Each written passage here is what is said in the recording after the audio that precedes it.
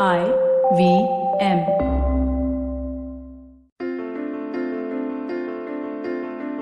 This is Storytellers and Storysellers live on tape. You're listening to Vineet Kanabar on the IVM Podcast Network. This is a World Music Day special episode, and we're talking to a very special musical talent on this episode. I have recently found out that the person we're talking to today is also related to me through my wife, and we just found that out as well, and we were like, whoa, small world. But give warm storytellers welcome to Kamakshi Khanna. Hi Kamakshi, welcome to the show. Hi, thank you for having me. Wonderful to have you on. I've very recently come across not just your music, but also the really cool things that you do on social media. And I thought this would be just a wonderful conversation on the uplaksh of World Music Day. And we'll sit and talk about your music, what you've been up to, how the pandemic's been like, and also about Lift Up, the VH1 MTV and MTV Beats event that you're part of on World Music Day. But let me get this started, right? Tell us, how has the pandemic been for you? I mean, I know you're a solo musician. Pandemic has given us a lot of time to be solo. We're sitting at home. I mean, I'm just working myself into dust. But how has it been for you? I mean, it's been tough, challenging for everybody in so many ways. Right. But I think I've definitely been extremely privileged to just be safe and to have all my loved ones recover from COVID, and all of that's been, there's so much to be grateful for. But in terms of being a musician, I think everything I knew about being a musician kind of changed, from suddenly, like the goal was to perform more live, to work with musicians in the same room. And that's what I knew as the normal of being a musician. I've literally never sat on my desk for such a long time for anything, And now it is all really just about motivating yourself every day to do things alone and look into your screens, So it is like, initially it was honestly quite great because I got a lot of time to just focus on myself and what kind of music I like. And it was really introspective and really, I could be a little more intentional with my choices. I wasn't running around doing all kinds of gigs. That was lovely. I actually loved it. Right. But I think now that it's been a year, I'm really starting to feel the lack of the things that I really loved about being a musician, which is performing with people in the same room. So it's been great. We managed to do a lot of things and somehow push ourselves to release music and gotten a lot of love for it. So honestly, mostly it's been as good as I could have hoped for. So yeah. That's wonderful. I mean, it's what I've heard from anybody in the music industry right now is that last 1.5 years, our output has like quadrupled. We've done a lot of music work, but now we're kind of at our limit. We want to go out there, we want to perform, we want to collaborate, work with other musicians. Let me ask you this though. Has this been period of self-discovery with you and your art for you as well? Is there something new that you've discovered you could do? Can you tell us a little bit about that? Yeah, I think more than just discovering, I think it's a process, like every year you discover something new about yourself. Self-discovery is like endless as an artist. But I think this year specifically, as I said, every choice that I've made, everything that I've put out, I've just put in so much more attention to detail and so much more love into it because I had the privilege of time and the privilege of not having to, make ends meet because I quickly moved back from Bombay to Delhi when the pandemic hit. And it's been quite easy that when it comes to there's no pressure of paying rent all the time. And I've just tried to use that as an opportunity to really just delve into my music and spend all my energy and time on that. And yeah, I think everything that I've been doing now makes a little more sense than it did before. And now I think when things get normal, if they do, I know that the things that I'll choose will be more intentional and more coming from an honest place, if you know what I mean. I wouldn't be doing all the things that I was doing before. So that's something I've discovered about myself for sure. That's beautiful, man. I think, and you're also a young artist, right? Making their way into the industry. I think it's a very interesting formative period for you, right? It tells you what you want to do, tells you what you don't want to do, and how you want to Yeah. spend your time creating. I think that's a wonderful way that you put it as well, right? You've used the privilege of safety and time to work on yourself and figure out what is it that you want to do. Yeah. Kamashi, let me ask you this about your music. How would you describe it to someone who's Hmm. never heard it? Right now, Hmm. I've heard a bunch of your songs. It's a very Hmm. ethereal sort of singer-songwriter Hmm. feel that runs through it. But as I was listening to the music that you've made, I also saw that you shifted Hmm. from you shifted languages as well with Kareem being in Hindi, while your other stuff is a little bit in English. But while we talk about languages in a second, how would you describe Hmm. your music, or how do you put yourself in a genre? What do you say about the kind of music that you make? Yeah. So I think for me, my music is. Haven't ever been really able to put it in a box of a genre, but it still essentially is singer songwriter, pop, easy listening music. But I think it comes from a very vulnerable place, and kind of the lyrics that I write kind of feel like, you're a fly on the wall of my personal life. Like they're very direct and honest. Like there's no barely you'll hear any like metaphors. That's something I've gotten into a little later. But the lyrics are extremely direct and extremely like they it is what it is, All my lyrics are to the point about how I'm really feeling and what I'm going through. And when it comes to the genre, I'm very inspired by R&B in the way I sing. I think vocally that's where my inspiration comes from. Melodically, I try to keep my melodies as simple and approachable as possible. But I also love folk music. So I feel like it's a strange blend of R&B, folk, and pop. And when it comes to my Hindi stuff, I feel like it's kind of reminiscent of 90s indie pop somehow, because that's what I grew up to. So I feel like whenever I write music in Hindi, it gets inspired by that, but also in touch with what's happening right now. So in terms of the soundscape, in terms of the way I sing, it's very inspired by R&B and, pop music that's being made right now. And in terms of what I write about, I generally like, I daydream a lot. I sometimes lose touch with reality. I overthink a lot. So, literally, all the thoughts that go on, are things that could become songs. So, it's kind of like I feel like my music is maybe it could be someone's cup of tea if you're someone who likes to, introspect a lot and get lost in their own thoughts. I feel like my music could be possibly the soundtrack and like the, background like noise of that situation. So that's how I like to think of my music. That's such a wonderful way of putting it. I heard you talk about your journey as a musician, starting out as a musician on another podcast or another episode of podcast you'd done a while ago. Hmm. And the sense I got was that there is something good that can come out of the trauma of parents being, hey, beta ga ke sunao. Yeah. Is that true? I mean, that's how I took it, right? I'm a firm believer Right, of that. I believe that if someone says beta gana sunao, you must sing. And I'm this auntie right, now. Because I have a lot of students. I also teach, and they keep complaining about this that, my mom, she's so annoying. She keeps making me sing.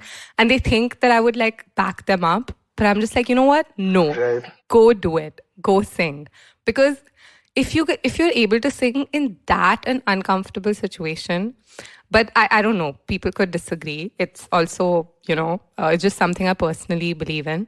Then I feel like I've sung in front of so many aunties, so many uncles who are not listening, who are not, giving a shit, so many times that now I feel like I'm very prepared to sing in uncomfortable situations. I feel like I actually owe it all Mhm. to that. And yeah, so one of the situations was that I was one of my best friends actually, her dadi used to love, me singing for her. So every sleepover would start with like an hour of me sitting with her dadi and singing, which was really sweet. Wonderful. And it made me, I'm prepared now if hopefully, like I better be, if someone just randomly says, okay, can you sing that song? Can you sing that? I won't freak out because it is very scary to sing in front of people. You're expressing yourself. But I feel like the more you put yourself in uncomfortable positions, the more mistakes you make, the more of a fool you make out of yourself, the more you'll grow. So yeah. Yeah, it's part of your armor as an artist. I think it's those experiences you carry forward. And fair warning, we will ask you to sing at some point during this conversation. So Nice. I'm ready. amazing, amazing. All thanks Um, to all those aunties. Yeah. it's something that's very cultural about Indians. I feel this resentment towards being asked to perform, even when you are a good performer. Right? I was at many years ago, almost 10 years ago now. I was attending a course at Trinity Laban in Greenwich, and one of Hmm. the music theory teachers there was like, "Who among you sing?" And it was like class of 15, 20 people. Who among you sing? And gingerly, a couple of us put our Hmm. hands up, and she was like, "That's your problem. You know, Hmm. you are not looking at this as an opportunity to perform what your obvious talents. Hmm. You're looking at this as, oh, just another chore. Now I have to sing and perform." Yeah. Whereas if that same opportunity was given to a bunch of 15 students That's so true. that are native to the UK, they'll be like, "Bro, I want to sing first. First, it's got to be me first." I feel like it's an Indian thing, but Hmm. I'm glad you're giving us proof for the upside of this whole thing. So, to anybody who's listening, who's ever been asked to perform in front of your uncles and aunties, go ahead and do it. That's Do what it. sing. Do it Yeah. absolutely right, and that's what music and that's what singing really is Yeah. in its essence. People coming together, enjoying, having a good time. So start there, Yeah. uh, That's where it right? starts. Like, if you can give your loved ones a good time, then that's where it grows from there, you know? Absolutely, Yeah. absolutely. Give your loved Hmm. ones a good time, even if you sing badly. Do it. Hmm. They'll laugh and still have a good time. Yeah, just do it. Yeah, Confidence. Just absolutely, confidence. That's absolutely. all you need. Let me ask you this though, Kamashi, and something that I've Hmm. noticed as a recent change in your catalog or in the songs that you've put out. Your first few albums or EPs were primarily in English, and then you had Kareeb come out, which is a Hindi song. And Kareeb, I mean, on Spotify is 100K listens or more right now. Yeah. So congratulations on that. Thank you. But tell us how you've kind of grown or adapted from English to Hindi. And let me qualify this question a little bit. Hmm.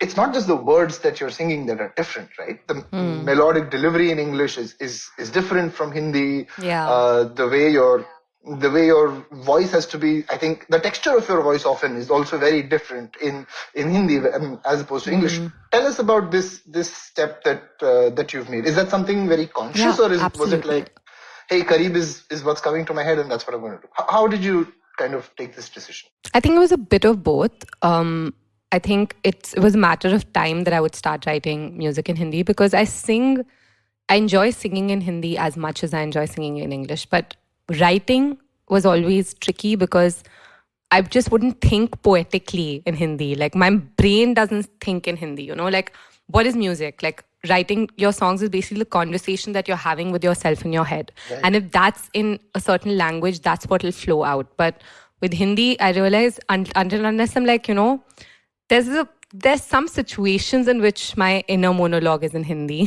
which is not a poetic one. It's probably like, yaar, what have I done? Or like, like something very basic. I wouldn't think deep thoughts in Hindi. Right. And that was a huge mental block. And I always wanted to write in Hindi, it just wouldn't happen. And I think once I was put under this pressure situation where someone was like, oh, we're looking for female singer songwriters to feature on our YouTube channel. It's a huge opportunity. And that's when I just like sat down and pushed myself to write Kareeb. Recorded this like really shitty ukulele groove and recorded my vocals and sent it, and it totally got rejected. And then for a while, I was like, maybe it's not a good enough song, whatever, forget it. And then, like, a week later, I heard it back and I actually really liked it. And that's how Kareeb happened specifically. And that kind of opened the door for me to write more music in Hindi. In terms of why I sound so different from Cakewalk and Much Mellow is because it's also been so many years. So I feel like the textural Right. change, my vocal delivery, the songwriting, I feel like even in my English music, which I haven't released, I'm releasing it soon, is very similar to Kareeb actually now, because Sure. that's just a reflection of, taking that time. And so that's what I'm consciously trying to do as well, that even though they're all different, even though it's in English and it's in Hindi, I should still sound like the same human. I should still sound like the same artist who has the same essence, of course, the genres could be completely different, the style could be completely different. But I think it's a product of time. It's a conscious decision to work on, like, write in language that you love and resonate with. Why not? Like, it's what I've been speaking my whole life. And I love Hindi music as much as I love English music. So why close that door? And also, just in general, like, the voice changes, things change, life changes, perspectives change. So it's just a product of all of that. Yeah. Wonderful. I love it. Love the way you put it as well. I think it's such an exciting time for, first of all, making original music in India, right? In last 7, 8, 10 years have really pushed the Absolutely. non-film music scene up. And I love I mean, there's a certain degree of pride that is coming back in writing music in Hindi as well. And whether you see it in rap, or you see it with folks like Lifafa doing their thing, and with singer songwriters as well performing in Hindi, I think is definitely making a big comeback. I think it's Yeah. something that's become cooler as well as music discovery has gotten sorted out a little bit more. I think it's very du Yeah, jour. like, I love how being authentic is becoming cool in the indie music scene. And I'm not Right, saying that maybe that wasn't there, but there was a little bit in my experience of a little, like, okay, this is one group, like, right. this is, there was always this bifurcation. But with everybody being in their own rooms, especially this year, everybody's just sharing what they know, their experience, and kind of being authentic about it. So, and a lot of people who otherwise wouldn't listen to Hindi independent music are now doing that, And so my next single, which I really want to talk about, Dur, it's releasing on 18th June, is has been a really long process of writing music in Hindi. And I actually got to work with Sameer Rahat on the lyrics. It's a collaboration with Kabir Katpalia of Music. But, like, he produced the song. But I was struggling so much to write the lyrics for this song because I feel like I wasn't being able to articulate my emotions in Hindi. And I reached out to a lyricist. So that's also something that I've been doing for the first time, because honestly that works. If lyrics are not your strength in a specific situation with a particular idea and strength, like idea and situation and the emotion that you're trying to put out, then it's okay to ask for help. And Absolutely. that's also something I've started doing. So Sameer has been my co-writer for this song, and he's an incredible Urdu poet. And I never thought, like, coming from a very blues, R&B, pop background, that I would be able to be in a situation where I'm like, nahi, I want to ask this amazing Urdu poet that I look up to write the lyrics of the song with me and work with the pop producer. And then the person who's played drums is actually he plays with Cognac Net, and it's a full-on rock band, Right. So someone coming from a rock band, coming from a pop producer, a pop singer-songwriter, an Urdu singer-songwriter, producer, poet, everybody coming together to create something, I feel like is a reflection of the fact that the lines are kind of, blurry. The walls are kind of breaking in the independent music scene. Everyone can work with everybody. Anybody can do anything. And that's really exciting for me. It You really know? is. Even as a listener, it's very exciting because you listen to this artist for a while and then they switch it up and play something completely different. It's a very interesting place to be a listener as well. But I love the way you've put it, right?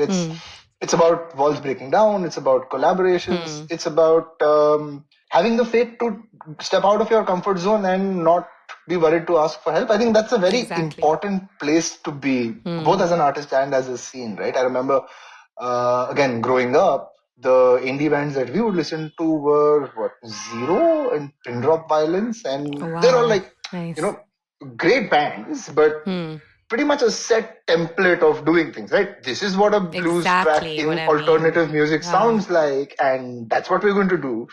And fast forward 15 years, and I have given away my People are age. creating their own template now. Absolutely, People are absolutely, just making their own template. And absolutely. that's beautiful to And I see. and I absolutely love it. Right. Let me ask you this though. I know that you're performing on World Music Day on 21st of June Yes. with 21st of 21st of June. June. Yes. Yeah, I'm at a concert called Lift Up. It's being organized by VH1, MTV, and MTV Beats. I've been told to name all three brands, so I will again and again. Yes. How does that? I mean, are you looking forward to that? I am. There's a bunch of artists performing, right? I think there's almost 30 artists that are performing. I'm guessing Yeah. from the safety of your own homes, and it's going to play out on TV as well. How excited are you about that? I'm really excited about it. And especially because it's World Music Day, you know, it's always such a wonderful day to celebrate just the fact that we all get to connect with each other through something so beautiful, through an art form that, you know, gives our life so much joy. And just generally, I feel like this whole World Music Day initiative that VH1 is doing has been full of joy. It's been full of, you know, positivity that we really could use right now. And the lineup is obviously incredible. I'm singing basically one of my most hopeful, happy songs that I've written. And it's like, I mean, if given a choice, I tend to write a lot of sad music all the time. But I think this one, you know, just the fact that they reached out and said, okay, this is World Lift Up. We're trying to motivate people and trying to, like, you know, leave a positive impact during these, you know, really difficult times and challenging times, made me want to like sing that song. And just like performing that song is going to be really nice to share with the world. And yeah, it's really nice that they're giving independent music this platform on a day like World Music Day. Looking forward. Yeah. I absolutely love it. I think more and more indie music deserves to be on as much media and as many platforms as possible. And I love it. Having indie music on TV. I mean, again, I'm going to give away my age, but last time we saw that happen in earnest was a long, long time ago. So I'm not going to talk about that. But wonderful, and all the best for that performance. I'm going to go into a quick break on this episode, and we will be back on the other side to continue our conversation with Kamakshi Khanna. Back right after these messages.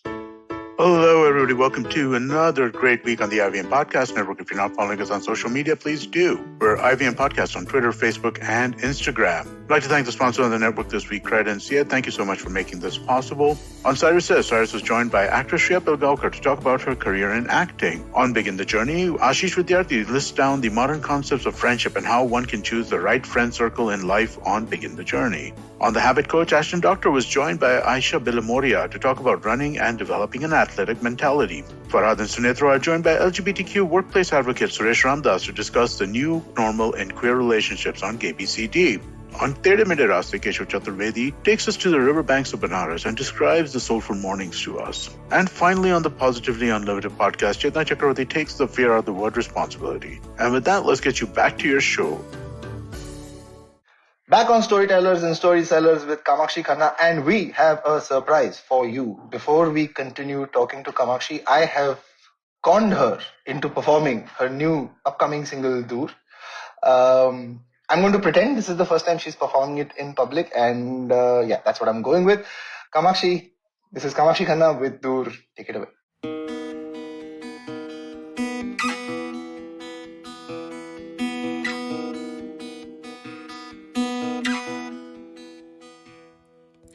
लापता क्यों है बता तेरा मेरा पता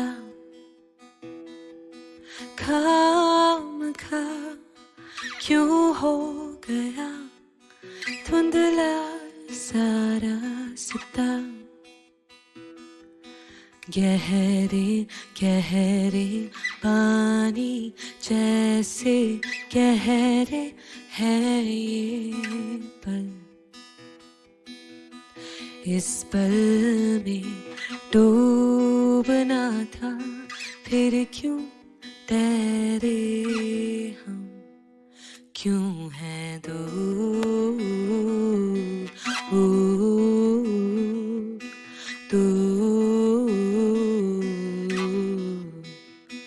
क्यों है दूर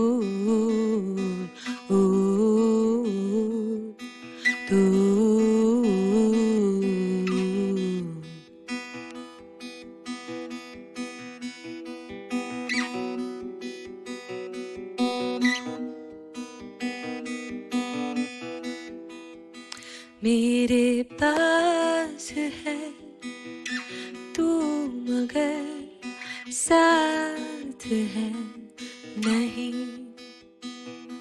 पहचान है पर पहली सी बात है नहीं गहरे गहरे पानी जैसे गहरे है ये पल, इस पल में डूबना था, फिर क्यों तेरे हम, क्यों है दूर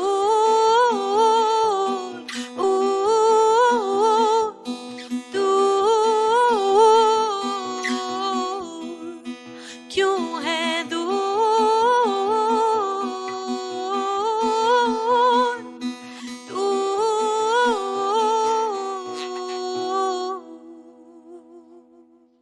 That was wonderful, man.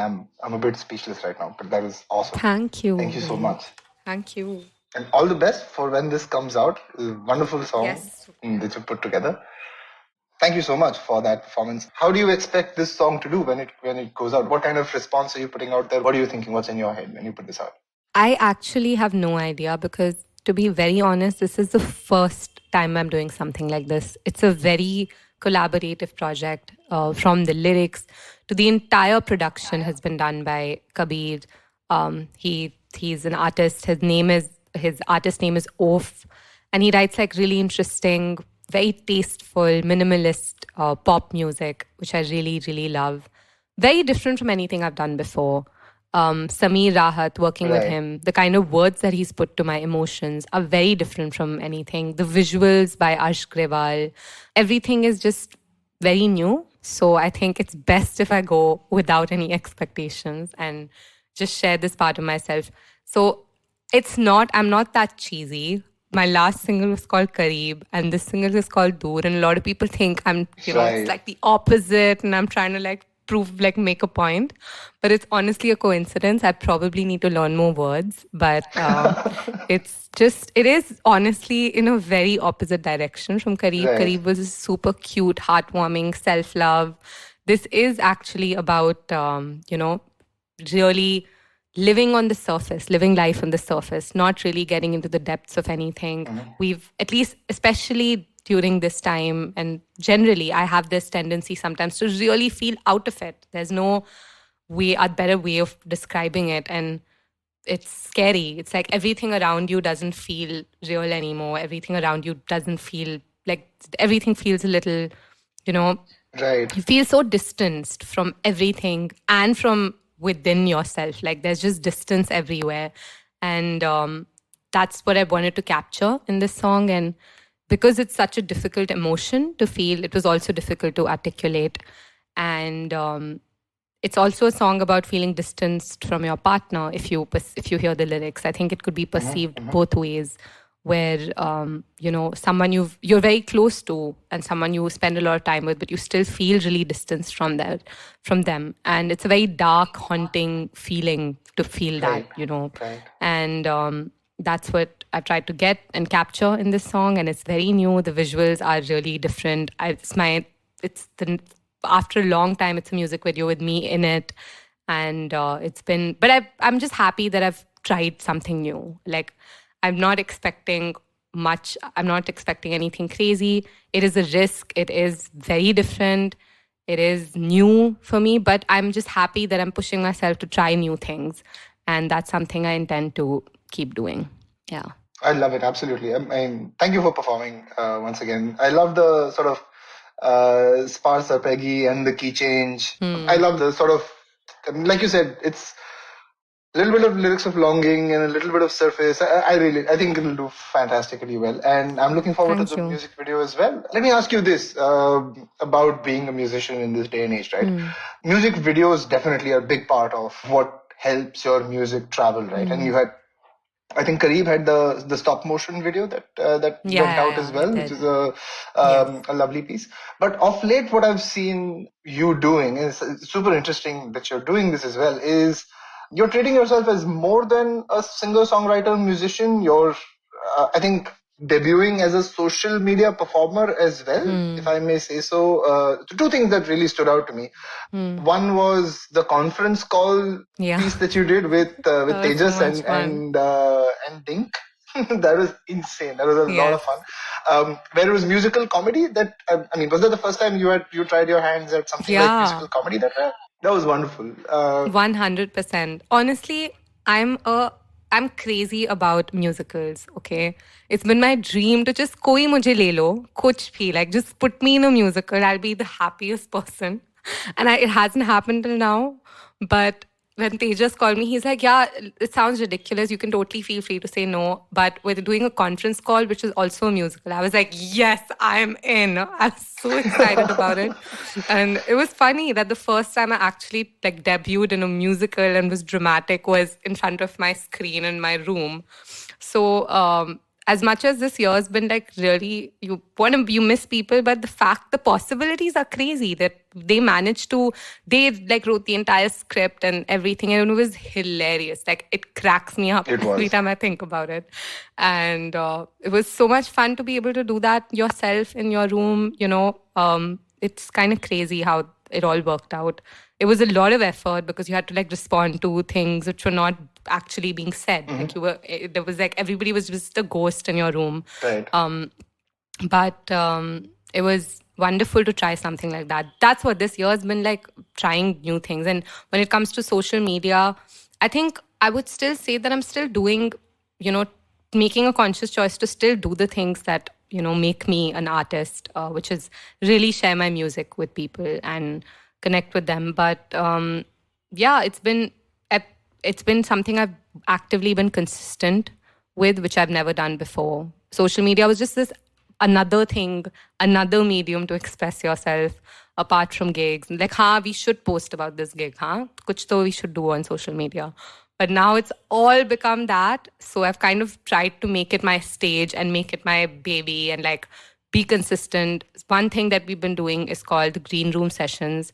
The idea was when I like, so a huge like a person who's been a huge part of my journey this year, Deepika Seth, she's my manager. We talk about everything. We like every week we just come up with ideas and talk. And we're like these two very excited, enthusiastic, dreamers who want to do great things. And it's really nice to have a person like that, be such an integral part of my journey as a musician.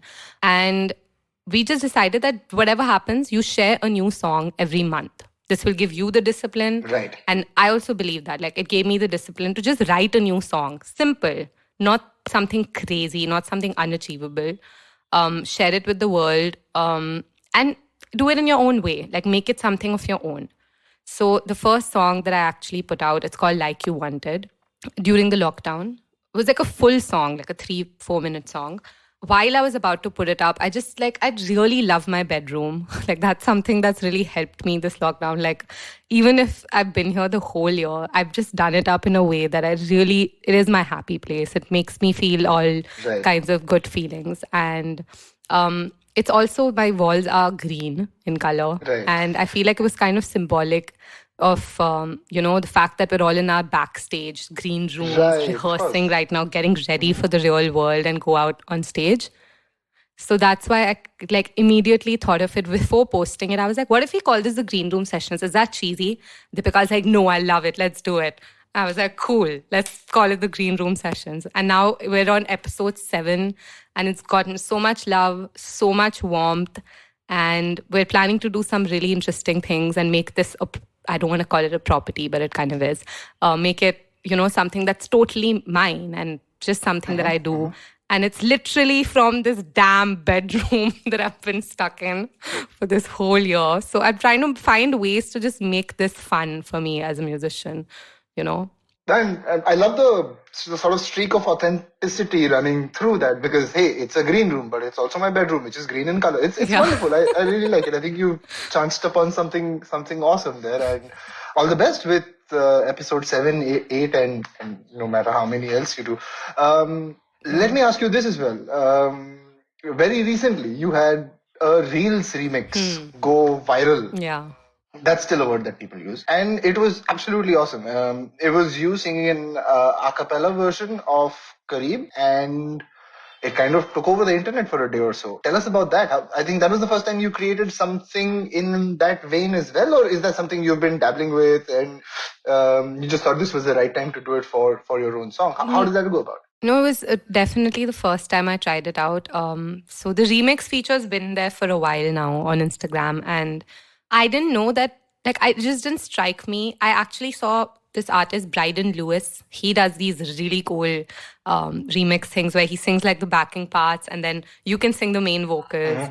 And I thought that was really sweet and really fun because you're getting to collaborate with musicians again through something so simple, like just putting your earphones on and, singing in your bed. It's such an easy way to sing with people. I have ruined Take Me to Church multiple times in my own house. My wife is sick of it. Yes. Multiple times. I love that song. But, yeah. So I just, thought it might be. And Jacob Collier put up this challenge. That's what inspired me. I totally stole his idea. And the coolest thing is, I'm so proud of this. I ended up being a part of the Jacob Collier challenge, and he actually shared my video in his story. Right. Which was crazy. He's an artist that I consider as a musical god, and I love him and I'm crazy about him.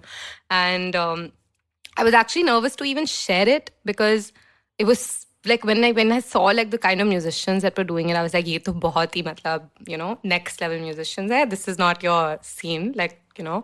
One more thing, I'm very hard on myself. Right. So I almost didn't do the Jacob Collier challenge because I thought I wasn't good enough to do it. But then at 3 a.m., something pushed me and I was like, okay, you know what, let's record this. The next day I put it out. And Jacob Collier was like, I'm going to share a few videos coming from all over the world. And he shared mine, which was a huge moment for me. Just the fact that he liked something I did, one thing, mattered so much. Right. And that's what pushed me to be like, hey, Kareeb is going to hit 100K streams. Why don't I do the same thing with Kareeb? And again, I was super nervous. I was like, why will people sing my song? It's not like a popular song or something. But 100 people made a remix out of that.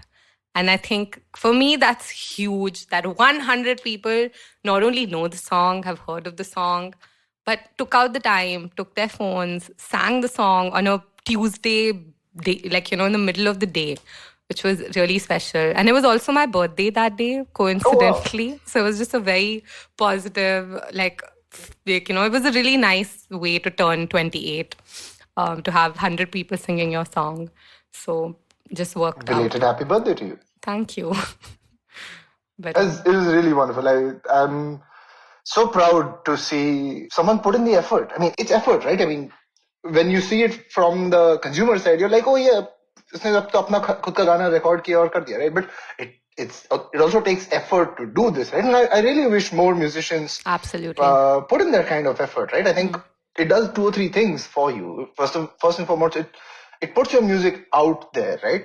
Not just for people who love it to discover, but through those people, a bunch of other people also discover your music. Almost immediately, you have this sort of virtuous cycle that's pushing your music out to more people. And it's not feeling like a sales pitch, right? Ye gana suna kya? You're seeing a performance and discovering a song through that. Second thing is, I think it does a whole lot of good to your social media numbers, these things, right? I mean, social strategy or whatever, people will come and say, oh, post regularly or do this or do that. But the essence of it is, how do you use social media as an extension of your performance? And I think the piece that you did for Kareeb was just a wonderful representation of that. I absolutely loved it. I hope you do more. And I hope thousands of people recreate your songs going forward. You.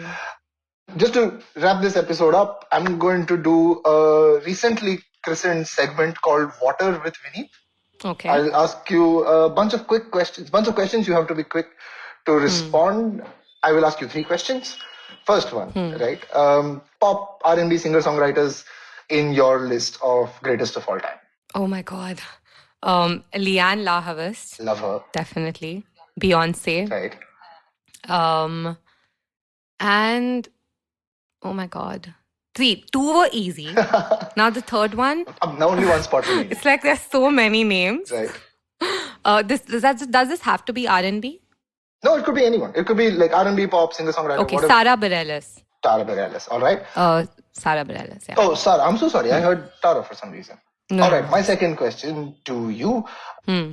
How did you start learning the guitar, and how did you get over your initial figuring out how to learn it? Right? What was that like? This is a kind of a long answer. Is that okay?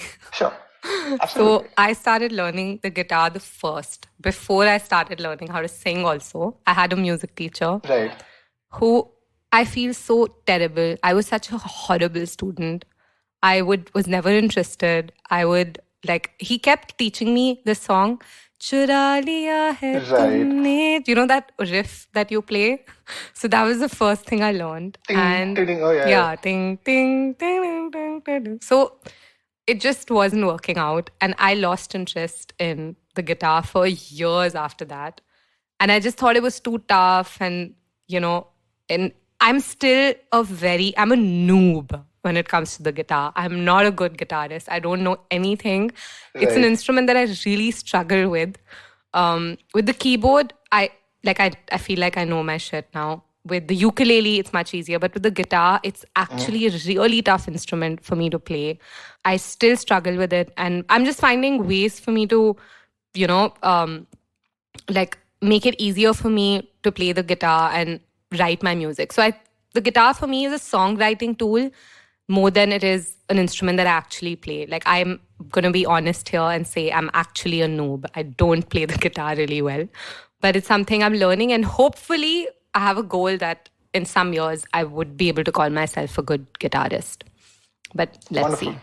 Wonderful. And very humble of you to put that out there as Yeah. well. And gives me a little bit of validation as well. I've spent, I don't know how much, 20 years trying to learn the guitar, and I am no good. Not at all. I feel you. I totally. Yeah. My last question to you is three Indian indie singer songwriters whose music you really enjoy. Wow, three. That's hard. Abhilasha Sinha, not just because she's one of my best friends, but I absolutely love her music. Three. It's hard. There's so many. I think Parik and Singh. I listen to them a lot. And at the top of my head right now, I think Ditty. I really, really think she's an incredible artist. But they're just at the top of my head. Sorry, There are way too many. Okay, wait. I want to also say Mali. So Malvika Manoj, definitely. Mali, Abhilasha. Then Parik and Singh and Ditty. I'm going to just put four and so many more. But these four are artists that I actually actively listen to a lot. Love it. I loved it as well. Yeah. I think it's just phenomenal. Mali as well. Thank you so much. Thank you so much, Kamakshi, for sharing your favorites. Thank you, Vineet. This was so much fun. It was. My last question before I let you go is, you said Dur is coming out on the 18th, which is a day after this episode goes out. Yeah. What's next on the cards? Is there an EP? Are you planning an album? What's next? So there's a lot, but immediately after this, I'm releasing 3 more singles this year. Pretty much every single month or every 2 months, there's a song coming out. A lot of collaborations, an EP, and also working on an album for the next year. These are all the things on the cards, but let's see how much of it actually works out.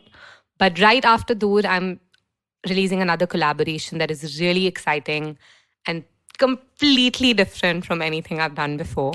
So this year is basically about trying new things, and everything that I'll be putting out is going to be a little bit of a risk, a little bit of, challenging everything I knew about myself as an artist.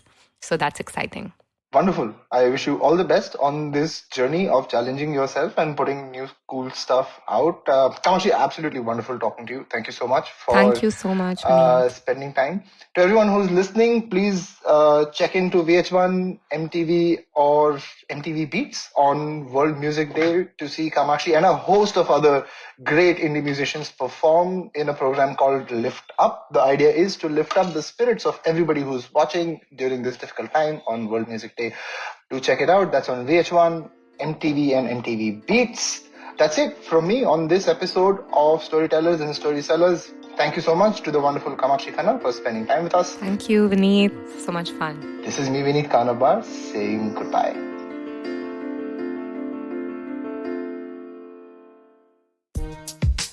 2020 is a difficult year. A global pandemic, protests, elections, recessions, you get the picture. What we need is a space where we can have nuanced discussions about global affairs and foreign policy.